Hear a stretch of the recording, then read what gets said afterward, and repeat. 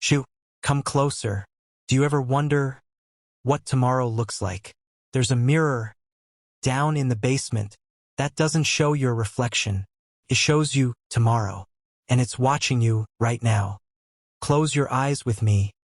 Let the world fade into quiet darkness. Feel the cool air of an old house wrapping around you. Tonight, I'm going to whisper a story no one dares tell aloud, about a mirror hidden in the deepest part of a house that reveals the future, but only if you're brave enough to look. The house stood alone on Harrow Hill, a crumbling Edwardian mansion abandoned for decades. Locals called it Morrow House, though no one remembered why. Our story begins with Julian, a skeptical photographer in his early 30s. He bought the place cheap at auction, planning to renovate and flip it. He didn't believe in ghosts or warnings. On move-in day, rain poured endlessly. Julian explored room by room, finding peeling wallpaper, broken furniture, layers of dust. The basement door was locked tight, rusted chain wrapped around the handle. He dismissed it, probably flooded or unsafe. But that night, as he slept upstairs, he dreamed of dripping water and a soft voice calling his name. The next morning, curiosity won. Julian cut the chain with bolt cutters. The door creaked open to reveal steep concrete steps descending into blackness. Cold, damp air rushed up like breath from a grave. He flicked on his flashlight and went down. The basement was vast, low-ceilinged, divided by stone pillars. Old shelves held jars of murky liquid, forgotten tools, yellowed newspapers from 1923. Water dripped steadily from pipe overhead. In the far corner, covered by a heavy black cloth, stood something tall and rectangular. Julian's heartbeat quickened for no reason he could name. He approached slowly, dust rising with each step. The cloth felt thick, almost damp.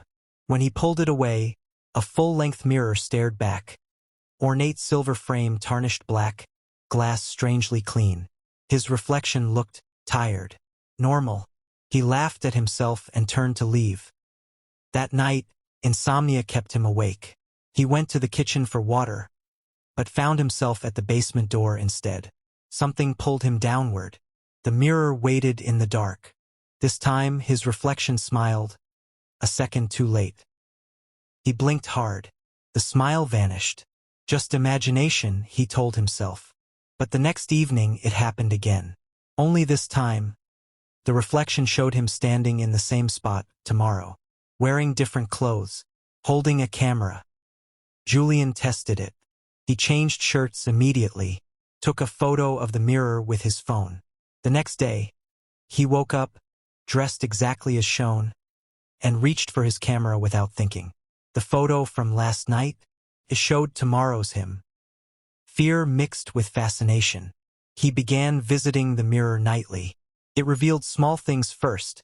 Rain tomorrow, a package arriving, a phone call from an old friend. All true. He started planning his days around what he saw.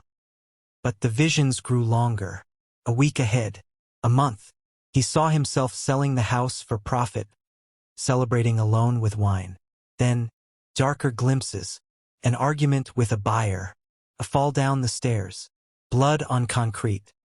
He tried to change them, avoided the stairs, wore different shoes, but the mirror adjusted. The fall happened in the kitchen instead. A broken wrist, exactly as newly shown. Panic set in. He boarded up the basement door, smashed every mirror upstairs. But dreams brought him back, visions clearer than reality. The mirror whispered now, not with sound, but in his mind, "Come see." One storm night, power failed. Julian lit candles, found himself descending with one in hand. The mirror glowed faintly on its own. It showed him 1 year ahead, standing in the same basement, older, thinner, eyes hollow. He touched the glass. It rippled like water. The future Julian reached back, fingers emerging slightly.